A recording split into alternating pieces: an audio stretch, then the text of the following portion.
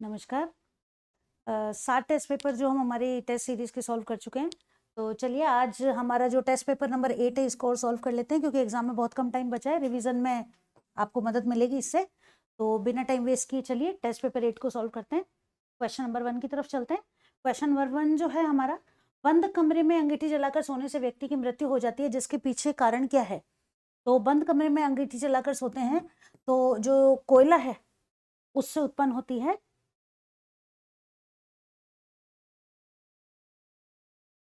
Carbon monoxide gas. और ये carbon monoxide gas जो होती है इसकी मात्रा जब कमरे में अधिक हो जाती है, जिसकी वजह से व्यक्ति की दम घुटने से मृत्यु हो जाती है। कार्बन मोनोऑक्साइड जो गैस होती है ये रक्त के साथ मिलकर कार्बोक्सी हीमोग्लोबिन नामक पदार्थ बना लेती है, जिसकी वजह से व्यक्ति की मृत्यु हो जाती है। नेक्स्ट क्वेश्चन देखिए, अलेक्जेंडर फ्लेमिंग ने किस कवक से महत्वपूर्ण प्रतिजैविक को प्राप्त किया? अलेक्जेंडर फ्लेमिंग जो है इन्होंने पेनिसिलिन का उत्पादन किया था सर्वप्रथम। करेक्ट आंसर होगा option number C, penicillin. Next question है, मनुष्य के गुणसूत्र का निर्माण होता है। मनुष्य में जो गुणसूत्र पाए जाते हैं, मनुष्य के जो गुणसूत्र होते हैं ये होते हैं डबल स्टैंडर्ड डीएनए। डीएनए द्विकुंडलित डीएनए हमारे अंदर पाया जाता है, और डबल स्टैंडर्ड डीएनए जो है हमारे अंदर उपस्थित होता है।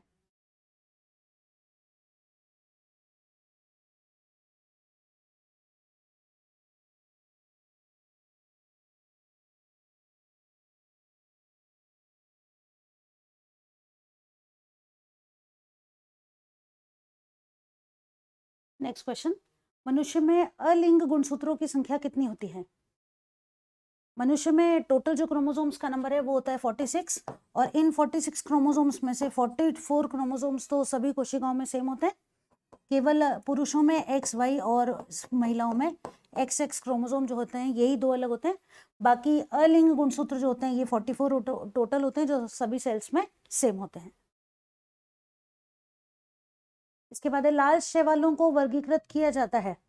लाल शैवाल जो होते हैं ये वर्गीकृत किए जाते हैं रोडोफाइसी के अंदर। नेक्स्ट क्वेश्चन है, क्रूसीफेरी कुल का गण है। क्रूसीफेरी जो फैमिली है इसका ऑर्डर होगा पैराइटल्स। नेक्स्ट क्वेश्चन, चतुष्टयी पुष्प किस कुल में पाए जाते हैं? इसका करेक्ट आंसर होगा ऑप्शन नंबर सी, चतुष्टयी जो पुष्प होते हैं ये पाए जाते हैं ब्रेसिकेसी के अंदर।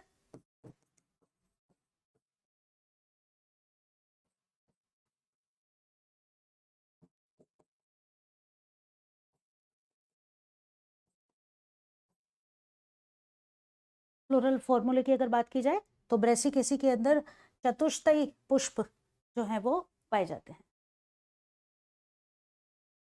भित्ति बीजांड्यास किन में पाया जाता है? तो भित्ति बीजांड्यास जो पाया जाता है ये उपस्थित होता है ब्रेसिकेसी फैमिली के अंदर। नेक्स्ट क्वेश्चन देखिए, अनुबाह्य दल किस पादप में पाए जाते हैं? तो अनुबाह्य दल या एपिकैलिक्स जो होते हैं ये मोस्टली पादपों में नहीं पाए जाते हैं, कुछ जो पादप हैं उनके अंदर पाए जाते हैं, और जिसका एग्जाम्पल है हिबिस्कस जो है इसके अंदर अनुबाह्य दल प्रेजेंट होते हैं।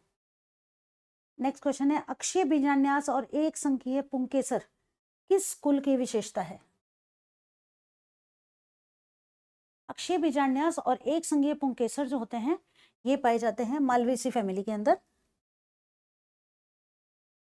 इसके बाद है, किस कुल की पत्तियों पर तेल ग्रंथियां पाई जाती हैं? तो जो तेल ग्रंथियां उपस्थित होती हैं रूटेसी फैमिली की जो पत्तियां होती हैं उनमें ऑयल ग्लैंड्स या तेल ग्रंथियां पाई जाती हैं। प्लाज्मिड डीएनए, इससे जुड़े डीएनए के टुकड़े को मेजबान जीव में स्थानांतरित करने के लिए, तो प्लाज्मिड डीएनए जो है मेजबान या होस्ट के अंदर जब ट्रांसफर किया जाता है तो किस रूप में काम करता है? वेक्टर के रूप में ये काम करता है। नेक्स्ट क्वेश्चन देखिए, वांछित डीएनए टेम्पलेट की कई प्रतिलिपियां बनाना क्या कहलाता है? जो भी डीएनए है उससे हमें उसकी कई सारी कॉपीज बनानी है कई ज्यादा नंबर्स के अंदर, और इसको कहा जाता है क्लोनिंग, जीन क्लोनिंग जिसे कहते हैं। कुछ जीवाणुओं के द्वारा निर्मित बीटी विष के क्रिस्टल स्वयं जीवाणुओं को क्यों नहीं मारते हैं?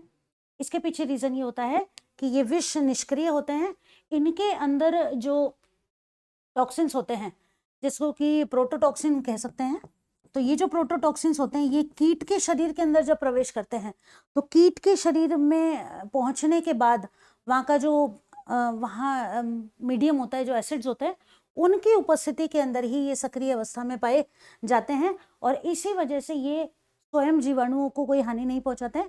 कीट के शरीर के अंदर जाने के बाद ये एक्टिव फेज में आते हैं और उसके बाद ही ये उस कीट को मार पाने में सक्षम होते हैं। इसके बाद बीटी प्रभेद के संदर्भ में सत्य कथन क्या है? बीटी प्रभेद के संदर्भ में सत्य कथन ये है कि ये जो प्रभेद होते हैं बीटी प्रभेद, ये जैव कीटनाशी पौधे बनाने में प्रयुक्त होते हैं, यानी कि ऐसे कीट, जैव कीटनाशी जिनको खाकर, ऐसे पादप जिनको खाकर कीट जो है वो नष्ट हो जाते हैं। नेक्स्ट है क्योटो प्रोटोकॉल का संबंध है।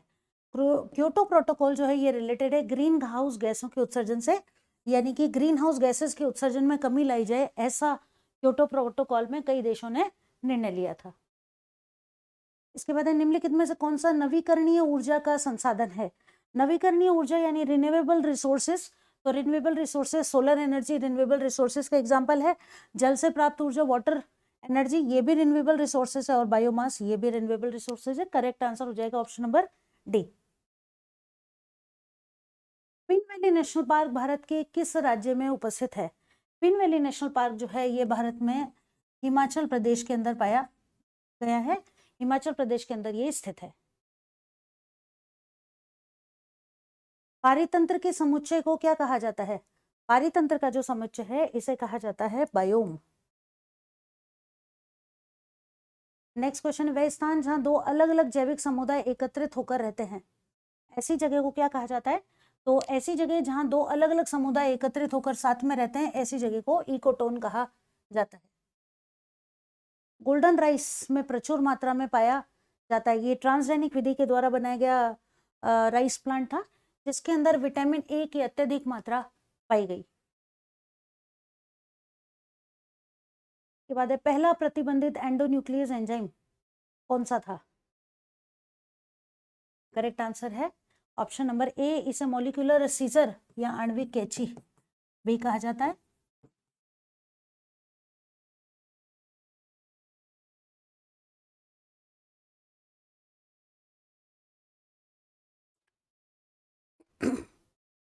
निम्नलिखित में से कौन सी विशेषताएं वेक्टर में क्लोनिंग की सुविधा प्रदान करती हैं? प्रतिकृति उत्पन्न की जा सकती है, सही है।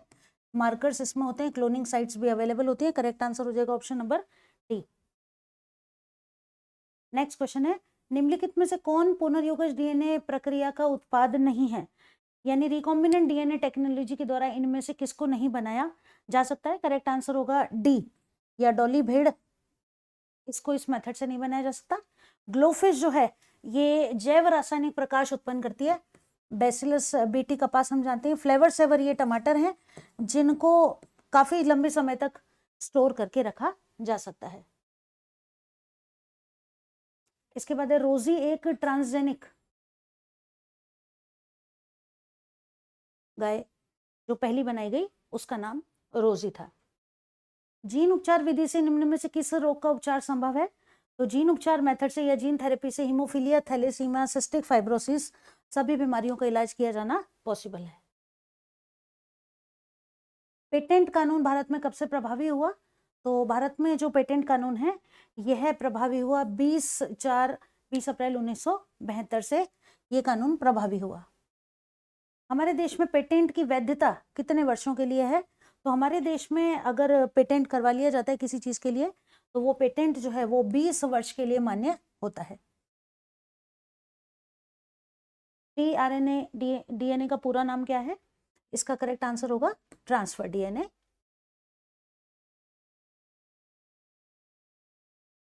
माइक्रो इंजेक्शन विधि में किन धातुओं की गोलियां बनाई जाती हैं? माइक्रो इंजेक्शन विधि जो होती है इसके अंदर धातु की छोटी छोटी गोलियां बनाई जाती हैं और इलेक्ट्रॉन गन की मदद से उनको प्रक्षेपित किया जाता है। और ये जो गोलियां बनती हैं टंगस्टन और सोना दोनों ही धातुओं से मिलाकर बनाई जाती हैं। इसके बाद है पहले विकसित, निम्नलिखित में से कौन से पहले विकसित पौधे थे जिनके अंदर संवहन ऊतक पाया जाता है? तो सर्वप्रथम वे पादप जिनके अंदर संवहन ऊतक पाया जाता है वो होते हैं टेरिडोफाइट्स। ब्रायोफाइट्स जो होते हैं इनको एम्फीबियंस कहा जाता है, यानी कि ये जल में और स्थल में दोनों जगह पाए जा सकते हैं। इसके बाद है टेरिडोफाइट्स के जीवन का प्रमुख चरण कौन सा है? टेरिडोफाइट्स के जीवन का जो प्रमुख चरण है वो होता है स्फेरोफाइटिक, यानी कि अधिकांश समय ये स्फेरोफाइटिक स्टेज में रहते हैं। इसके बाद है निम्न में से कौन सा विषम है? अब यहाँ हम जो ऑप्शन देख रहे हैं लाइकोप्सिडा, स्फिनोप्सिडा, स्पोरोप्सिडा और टेरोप्सिडा, ये जो हैं ये टेरिडोफाइट्स जो हैं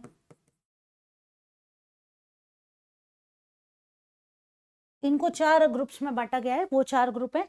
अब इनमें से 3 ग्रुप्स तो ठीक है, चौथा ग्रुप जो है वो करेक्टली लिखा हुआ नहीं है। यहाँ पर करेक्ट आंसर होगा ऑप्शन सी, स्पोरोप्सिडा नहीं होगा, यहाँ पर होगा साइलोप्सिडा।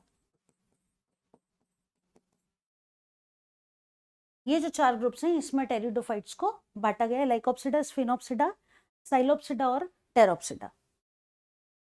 नेक्स्ट क्वेश्चन,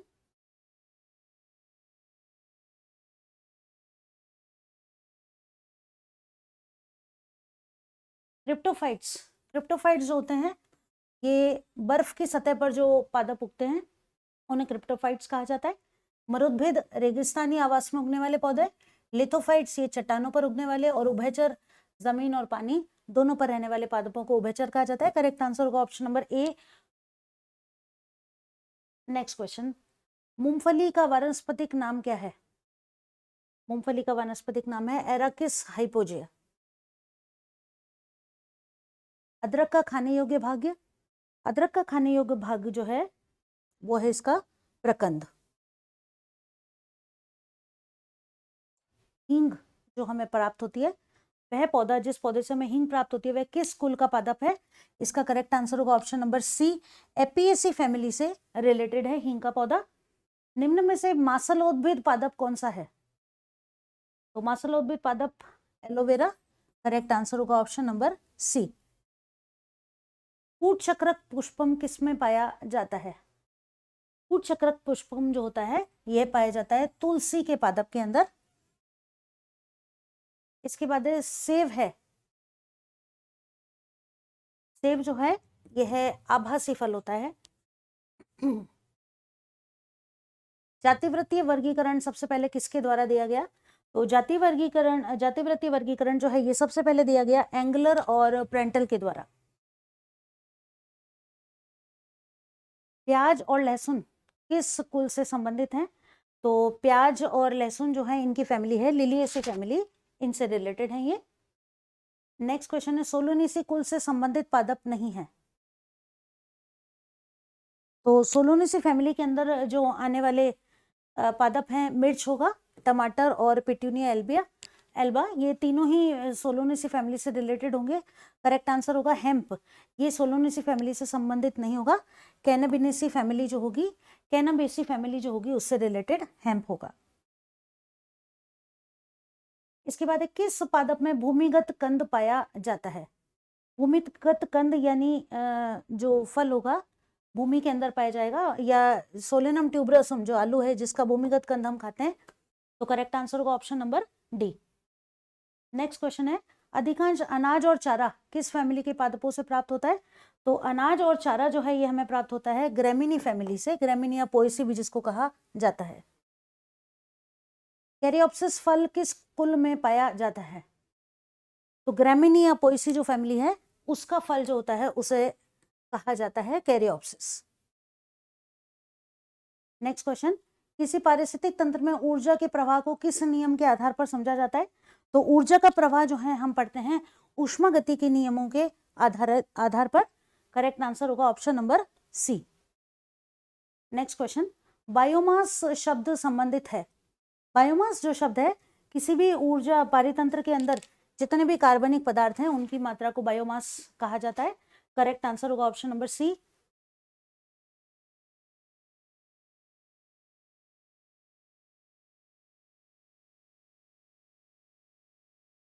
पारिस्थितिक पिरामिड के विषय में सर्वप्रथम किस वैज्ञानिक के द्वारा बताया गया? चार्ल्स एल्टन, इन्होंने सर्वप्रथम इकोलॉजिकल पिरामिड्स के बारे में जानकारी दी। ऊर्जा की पिरामिड हमेशा बनते हैं सीधे, क्योंकि ऊर्जा का प्रवाह हमेशा सूर्य से और पादपों तक और पादपों से जो शाकाहारी, मांसाहारी और सर्वाहारी जंतु हैं उन तक होता है। तो ऊर्जा का पिरामिड, क्योंकि ऊर्जा का एकमात्र स्रोत हमारे पास सूर्य है, तो ऊर्जा का पिरामिड हमेशा ही सीधा बनेगा। नेक्स्ट क्वेश्चन है, ये खाद्य श्रृंखला में मोर सांप को खाता है और इस खाद्य श्रृंखला में मोर कैसा उपभोक्ता होगा? तो इसमें करेक्ट आंसर जो होगा वो होगा ऑप्शन नंबर सी, खाद्य स्तूप का शीर्ष, क्योंकि मोर सांप को भी खा लेता है। तो मोर जो है ये टर्शरी लेवल पर इस खाद्य श्रृंखला के अंदर पाया जाएगा। खारे जल में पाए जाने वाले पौधों को क्या कहा जाता है? खारे जल में जो पौधे पाए जाते हैं उन्हें कहा जाता है लवणोद्भिद। इसके बाद है, जिम्नोस्पर्म्स में नग्न बीज पाए जाते हैं। इसके पीछे जो रीजन है वो क्या है? तो जिम्नोस्पर्म्स जो होते हैं इनके अंदर बीज नग्न पाए जाते हैं, यानी कि बीजों के ऊपर कोई भित्ति नहीं पाई जाती। करेक्ट आंसर होगा कि इनके अंदर फल भित्ति एब्सेंट होती है। निम्न में से कौन सा पादप एक जीवित जीवाश्म है? इसका करेक्ट आंसर होगा साइकस और गिंको, दोनों ही। ऑप्शन नंबर जो डी है ये हमारा करेक्ट आंसर होगा। नेक्स्ट क्वेश्चन, भारतीय पारिस्थितिकी का पितामह किसको कहा जाता है? इसका करेक्ट आंसर होगा option number B, R Mishra जो है इनको भारतीय पारिस्थितिकी का पितामह कहा जाता है। बनारस हिंदू विश्वविद्यालय से जुड़े हुए हैं ये इनको। इसके बाद है, विश्व वानिकी दिवस कब मनाया जाता है? विश्व वानिकी दिवस जो है ये मनाया जाता है प्रतिवर्ष 24 मार्च को। बी की अगर हम बात करें 11 जुलाई, ये वर्ल्ड पॉपुलेशन डे जिसको कहा जाता है।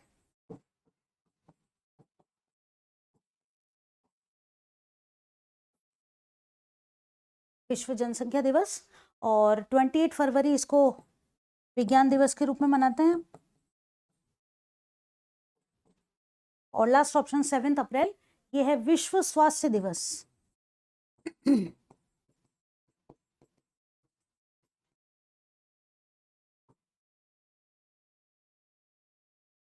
नेक्स्ट क्वेश्चन, पारिस्थितिक तंत्र के समुच्चय को क्या कहा जाता है? पारिस्थितिक तंत्र के समुच्चय को कहा जाता है जीवोम।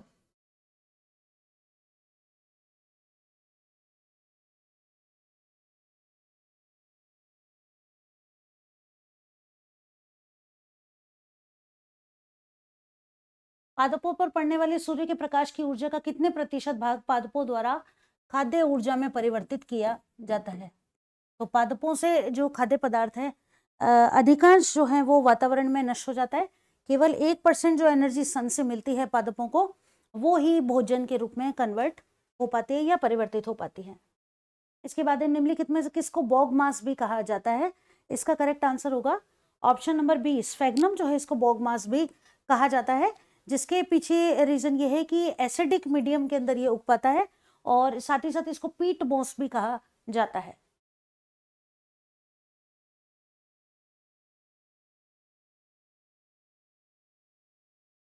ब्रायोफाइट्स की विशेषता क्या है? ब्रायोफाइट्स की विशेषता है कि एक छोटा स्पोरोफाइटिक फेज जो कि गैमेटोफाइटिक स्टेज पर डिपेंड करता है। फर्न और मॉस जैसे सभी पौधे जो बीजाणु उत्पन्न करते हैं उन्हें क्या कहा जाता है? तो फर्न और मॉस जैसे पौधे जो बीजाणु उत्पन्न करते हैं इनको क्रिप्टोगेम्स कहा जाता है। दलग्न पुंकेसर, दलग्न पुंकेसर जो हैं ये बैंगन, टमाटर, तंबाकू सभी में पाए जाते हैं। करेक्ट आंसर होगा ऑप्शन नंबर डी। इसके बाद है, सर्पगंधा से प्राप्त होने वाला रेसर पाइन कौन सा है? तो सर्पगंधा का जो पौधा है इससे एल्केलॉइड्स मिलते हैं जो कि कई प्रकार के उपचारों में काम में आते हैं। कैंडीटफ्ट का फल सिलिकुआ में उपस्थित होता है। इसके बाद है, ये पुष्पक्रम किस फैमिली से रिलेटेड है? तो ये जो पुष्पक्रम है ये है सोलोनेसी फैमिली का।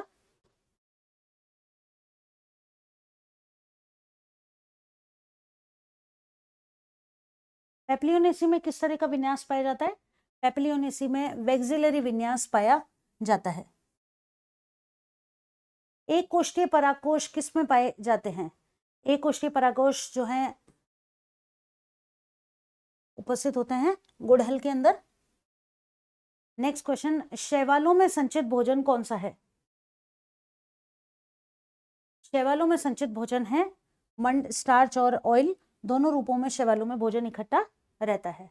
इसके बाद है तारपीन का तेल, टर्पेंटाइन ऑयल जो है ये किससे मिलता है? टर्पेंटाइन ऑयल जो है ये पाइनस पौधे से प्राप्त किया जाता है।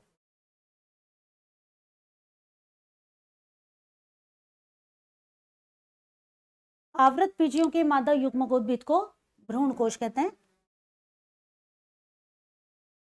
यीस्ट किसका उदाहरण है? यीस्ट जो है ये उदाहरण है कवक या फंजाई का। इसके बाद है जेनेरा प्लैंटेरम नामक पुस्तक। जेनेरा प्लैंटेरम नामक जो पुस्तक है ये लिखी गई कैरोलस लिनियस के द्वारा। नेक्स्ट क्वेश्चन, एंजियोस्पर्म्स में कौन से ऊतक द्विगुणित होते हैं? एंजियोस्पर्म्स के अंदर जो द्विगुणित ऊतक होते हैं मूल, पर्ण, बीजांडासन नहीं होते। करेक्ट आंसर होगा भ्रूणपोष जो है ये द्विगुणित होगा। नेक्स्ट क्वेश्चन है लिम्नोलॉजी किसके अध्ययन से रिलेटेड है? तो लिम्नोलॉजी जो है ये अध्ययन है जलाशय जो होते हैं उनकी स्टडी को लिम्नोलॉजी कहा जाता है।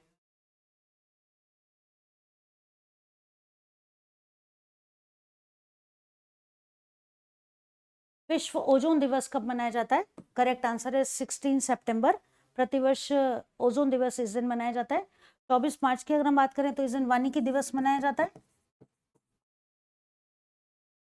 और 29 दिसंबर जो है ये जैव विविधता के लिए अंतर्राष्ट्रीय दिवस इस दिन मनाया जाता है। निम्नलिखित में से ड्रूप फल का उदाहरण नहीं है। ड्रूप फल का उदाहरण मूंगफली नहीं है। अखरोट, बादाम और काजू ये तीनों ड्रूप का उदाहरण है। इसके बाद है निम्नलिखित में से कौन सा फल बेरी नहीं है? तो टमाटर, बैंगन और मिर्च ये तीनों बेरी फल के उदाहरण है। भिंडी जो है ये करेक्ट आंसर होगा। भिंडी के अंदर जो फल का प्रकार है वो होता है कैप्सूल। एरिल फल पाया जाता है लीची के अंदर। सीताफल की अगर बात की जाए तो सीताफल में जो फल उपस्थित होता है उसे कहते हैं पुंज फल। और सेब और नाशपाती जो है इनमें जो फल होता है उसे कहा जाता है पोम। निम्नलिखित में से किससे ट्रांसजेनिक पादप तैयार किए जा सकते हैं? तो सोयाबीन, तंबाकू, चावल सभी से ट्रांसजेनिक पादप तैयार कर पाना पॉसिबल है।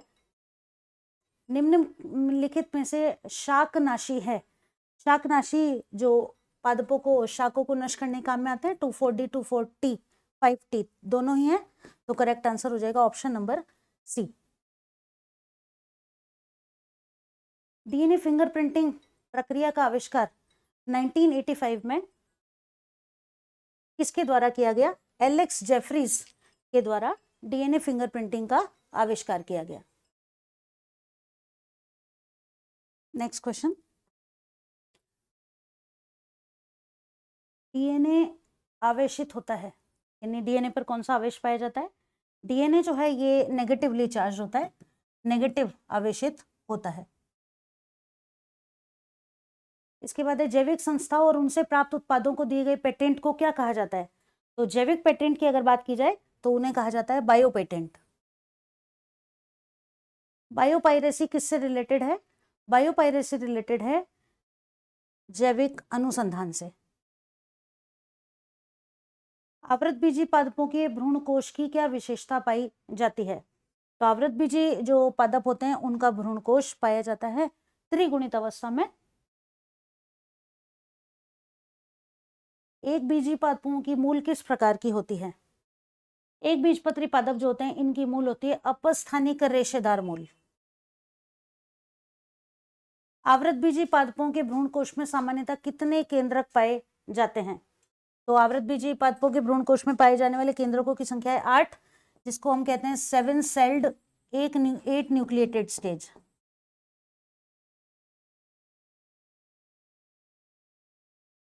जातिवृत्तीय वर्गीकरण किसके द्वारा प्रारंभ किया गया? करेक्ट आंसर होगा एंगलर और प्रेंटल के द्वारा। विश्व के अधिकांश हर्बेरियम जिनमें पादपों को सैंपलिंग हर्बेरियम शीट पर संरक्षित करके रखा जाता है, अलग अलग पादपों को, और ये जितने भी हर्बेरियम हैं ये किन वैज्ञानिकों की पद्धति के अनुसार वर्गीकृत किए गए? इसका करेक्ट आंसर है बेंथम और हुकर। इनकी वर्गीकरण पद्धति के आधार पर अधिकांश जो हर्बेरियम है वो बनाए गए हैं। इसके बाद है रबड़, हेविया ब्रेसिलियंसिस। इसका संबंध कहाँ से है? तो हेविया ब्रेसिलियंसिस ये संबंधित है यूफोर्बिएसी से। बेरी फल का उदाहरण है, बेरी फल पाया जाता है पपीते के अंदर। मटर की अगर हम बात करें तो मटर का जो फल होता है उसे कहते हैं शिंब। उसके बाद है संतरा, इसका जो फल होता है उसे कहेंगे हेस्पेरिडियम। और लास्ट में है सेब, जो होता है पोम। नेक्स्ट क्वेश्चन, धनिया किस कुल का पादप है? धनिया है एपिएसी फैमिली से रिलेटेड। गेहूं, मक्का, चावल और बाजरा, इनका कुल कौन सा है? तो गेहूं, मक्का, चावल और बाजरा ये रिलेटेड हैं पोएसी फैमिली से, सभी प्रकार के अनाज। इसके बाद है गेहूं का पुष्पक्रम होता है, गेहूं का पुष्पक्रम है स्पाइक पुष्पक्रम। पिनोला बीज किस कुल से प्राप्त होता है? पिनोला कॉटन प्लांट से प्राप्त होता है, जो कि मालवेसी फैमिली से रिलेटेड है। निम्न में से किस पादप की काष्ठ में वाहिकाएं अनुपस्थित होती हैं? किस पादप की काष्ठ में वाहिकाएं नहीं पाई जाती हैं? तो इसका करेक्ट आंसर होगा ड्रीमीज, जो पादप होता है इसकी काष्ठ में वाहिकाएं अनुपस्थित होती हैं। नेक्स्ट क्वेश्चन है, नर पुष्प में परिदल किस जिम्नोस्पर्म की विशेषता है? नर पुष्प के अंदर परिकल जो परिदल है ये पाया जाता है एफिड्रा के अंदर, साइकस पाइनस में नहीं होता है। नेक्स्ट क्वेश्चन, साइकस को अनावृत बीजी समूह में किस आधार पर वर्गीकृत किया जाता है? तो साइकस को वर्गीकृत किया जाता है इसके नग्न बीजांड के आधार पर, कि साइकस जो होता है ये एक जिम्नोस्पर्म पादप है। किस पादप में सबसे बड़े पुमणु पाए जाते हैं? तो इसका करेक्ट आंसर है साइकस।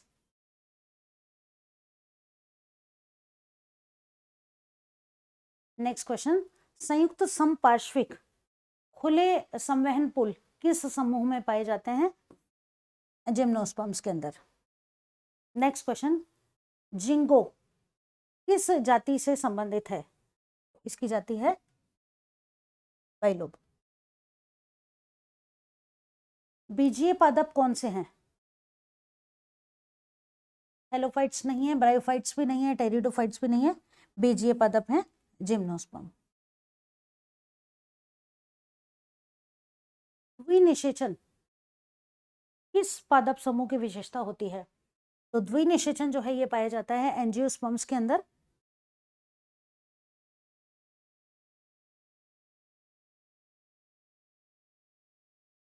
एंजियोस्पर्म्स के अंदर द्विनिषेचन की खोज करने वाले वैज्ञानिक नवाज सेन। बीज रहित फलों का निर्माण करना क्या कहलाता है? तो वे फल जिनके अंदर बीज नहीं पाया जाता है उनके जो जनन का तरीका है वो होता है अनिषेक फलन। इस मेथड के थ्रू उनको डेवलप किया जाता है। नेक्स्ट क्वेश्चन है, डैश एक जैव प्रौद्योगिकी का उत्पाद है? तो वैक्सीन्स जो हम बनाते हैं ये जैव प्रौद्योगिकी के कारण ही पॉसिबल हो पाए हैं। करेक्ट आंसर होगा डी। इसके बाद है, कुल पोएसी में पुंकेसर सामान्यतः कितने होते हैं? पोएसी फैमिली जो होती है इसके अंदर पुंकेसरों की संख्या होती है 3। बायदल पुंज के आधार पर लगे सहपत्र चक्र को क्या कहा जाता है? तो बायदल पुंज के आधार पर जो सहपत्र लगे होते हैं उन्हें कहते हैं एपिकेलिक्स। सेब का खाया जाने वाला भाग कौन सा है? सेब का जो भाग हम खाते हैं वो होता है इसका पुष्पासन। इसके बाद है आम का खाया जाने वाला भाग। तो सेब क्योंकि एक फॉल्स फ्रूट की श्रेणी में आता है और आम जो है इसका खाया जाने वाला भाग होता है मध्य फल भित्ति। जैव भार का उल्टा पिरामिड किस पारिस्थितिक तंत्र में पाया जाएगा? तो जैव भार की पिरामिड वैसे तो वो सीधे बनते हैं, लेकिन किस परिस्थिति में ये पारिस्थितिक तंत्र में उल्टा पाया जाएगा? तो समुद्री पारिस्थितिक तंत्र में जो जैव भार का पिरामिड होगा ये उल्टा बनेगा। किस पादप की जड़ों पर गांठ मिलती हैं? तो ये जो जीवाणु युक्त गांठें होती हैं ये ज्यादातर लेग्यूमिनेसी फैमिली जो होती है उसके अंदर पाई जाती हैं।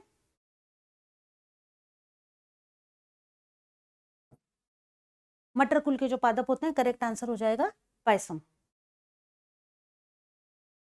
नेक्स्ट क्वेश्चन, संवेदी पादप सेंसिटिव प्लांट जिसे हम छुई मुई का पौधा कहते हैं, इसका जो वनस्पतिक नाम है वो क्या होगा? ये होगा इसका करेक्ट आंसर माइमोसा प्यूडिका। किस पादप में फल भूमिगत होता है? इसका करेक्ट आंसर होगा एराकिस हाइपोजिया मूंगफली, इसके अंदर भूमिगत होगा फल। नेक्स्ट क्वेश्चन, अग्र विषमदल किस कुल में पाया जाता है? अग्र विषमदल जो है ये पाया जाता है लेग्यूमिनेसी फैमिली के अंदर। नेक्स्ट क्वेश्चन, निम्नलिखित में से किसमें सीमांत बीजान्यास पाया जाएगा? सीमांत बीजान्यास जिन पादपों में पाया जाता है वो संबंधित होते हैं लेग्यूमिनेसी फैमिली से। नेक्स्ट क्वेश्चन, माइमोसा प्यूडिका, इसके अंदर दलों की संख्या कितनी होती है? तो 4 दल पाए जाते हैं माइमोसा प्यूडिका में। नेक्स्ट क्वेश्चन, अमरबेल किसका उदाहरण है? अमरबेल उदाहरण है परजीवी जंतु का। अमरबेल जो है ये भोजन स्वयं नहीं बनाती है और इसके आसपास जो पादप होते हैं उनसे अपना भोजन प्राप्त करती है, तो परजीवी का उदाहरण है। दूसरे पादपों पर परजीवी के रूप में ये उपस्थित रहती है।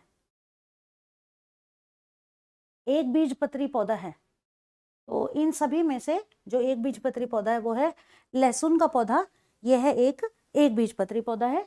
नेक्स्ट क्वेश्चन, डीएनए और आरएनए में यह समानता है कि डीएनए और आरएनए जो है इनके अंदर द्विसूत्री नहीं है क्योंकि आरएनए सिंगल स्ट्रैंडेड होता है। एक जैसी शर्करा भी नहीं है क्योंकि आरएनए में राइबोज शुगर होती है और डीएनए में डीऑक्सीराइबोज शुगर होती है।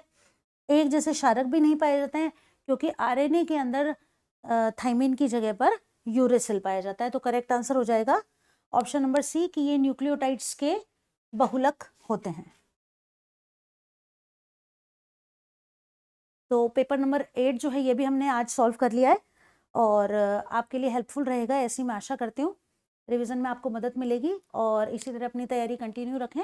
Best of luck.